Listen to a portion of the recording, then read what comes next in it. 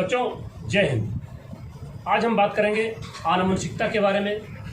उन तीन महान वैज्ञानिकों Erich von Tschermak of Austria, Carl Correns of Germany and Hugo Marie de Vries of Netherlands, इन तीन महान वैज्ञानिकों ने मेंडल साहब के द्वारा किए गए शोध कार्यों को इन नियमों से प्रतिपादित किया। पहला लॉ ऑफ डोमिनेंस, प्रभाविकता का नियम। दूसरा law of segregation of gametes, युग्मकों के पृथक्करण का नियम। और तीसरा law of independent assortment of gametes, युग्मकों के स्वतंत्र अपव्यूहन का नियम। बच्चों ये तीन नियम हैं जिसके बारे में हम लोग पढ़ेंगे, लेकिन पढ़ने से पहले हम कुछ शब्दावलियों के बारे में चर्चा कर लें, जो इस चैप्टर के अध्ययन में समय समय पे हम बताते भी रहेंगे, लेकिन उन शब्दावलियों के बारे में जानकारी होना आवश्यक है जिससे इस चैप्टर के नियमों को समझने में सुविधा होगी। गुणसूत्र या क्रोमोसोम, क्रोमोसोम या गुणसूत्र है क्या, आइए चर्चा करें। गुणसूत्र या क्रोमोसोम, बच्चों पिछली कक्षाओं में आपने पढ़ा होगा यूकैरियोटिक और प्रोकैरियोटिक कोशिका। यूकैरियोटिक कोशिका में न्यूक्लियस पाया जाता है। Well defined nucleus is found in eukaryotic cell and the dense material filled in nucleus is called as nucleoplasm। केंद्रक में पाया जाने वाला जो पदार्थ है उसे हम कहते हैं केंद्रक द्रव्य या nucleoplasm.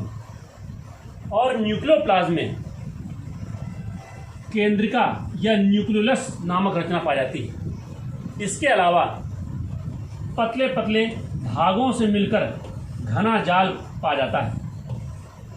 Dense reticulum of very thin thread-like structure are also found in nucleoplasm called as chromatin network। इस जाल को कहते हैं क्रोमेटिन नेटवर्क या क्रोमेटिन रेटिकुलम।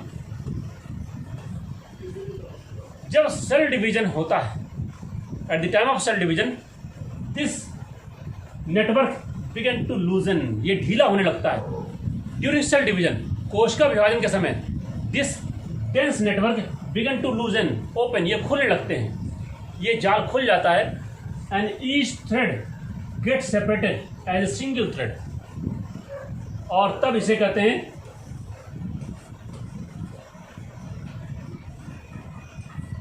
क्रोमोसोम।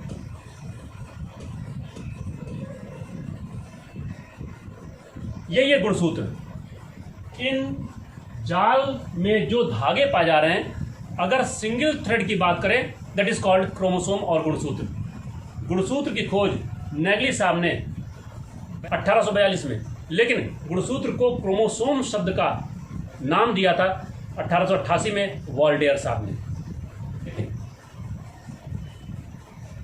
सभी यूकैरियोटिक कोशिका के केंद्रक में पाया जाने वाला घना जाल क्रोमेटिन जाल कहलाता है, जिसकी प्रत्येक धागे नुमा संरचना के लिए वाल्टर फ्लेमिंग साहब ने क्रोमेटिन शब्द का इस्तेमाल किया। और क्रोमो कोशिका के जब सेल, मैंने पहले बताया कि at the time of cell division this chromatin reticulum began to loosen, ये खुलने लगता है, और each single thread is now get separated called as chromosome.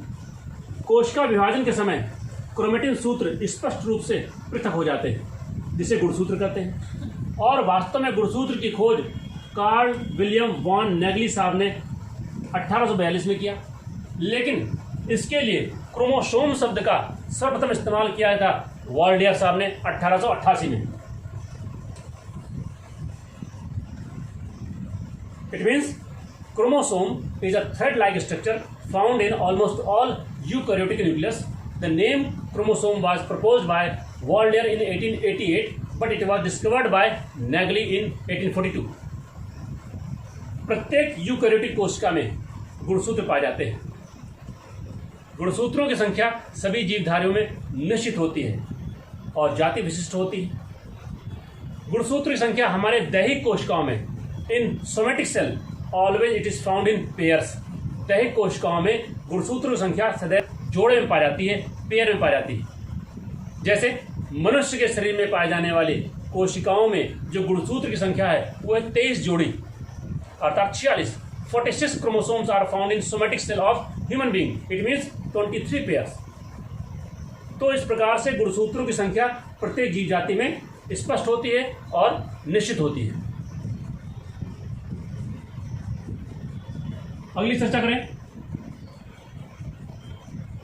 Jeans. Jeans क्या होते हैं बच्चों? जीन शब्द डेनिश और जर्मन भाषा के जेन शब्द से व्युत्पन्न है, इस्तेमाल किया गया है। सर्वप्रथम इसका इस्तेमाल विलियम जॉनसन साहब ने 1909 में किया। मैंने पहले बताया कि मेंडल साहब के कार्यों के समय जीन संकल्पना के बारे में किसी प्रकार की जानकारी नहीं थी। 1909 में पहली बार जॉनसन साहब ने जीन शब्द का उपयोग किया, लेकिन इसे सर्वप्रथम आइसोलेट किया गया था 1869 में। अब जीन है क्या? पिछली कक्षाओं में आप लोगों ने पढ़ा होगा डीएनए और आरएनए। डीएनए का वह छोटे से छोटा खंड जो पैतृक लक्षणों को संतानों में वंशागत करने का नियंत्रण करता है उसे कहा गया genes. Small segment of DNA which is responsible for the inheritance of parental traits to the offspring through generation is called as genes. वह छोटी सी रचना जो हेरिडिटी की इकाई मानी जाती है, यूनिट ऑफ हेरिडिटी, उसे कहा गया जीन्स। मैंने पहले बताया फ्रेडरिक मिशर साहब ने सबसे पहले जीन्स को आइसोलेट किया था 1869 में, लेकिन इसका नाम दिया गया था 1809 में, जॉनसन साहब ने दिया था।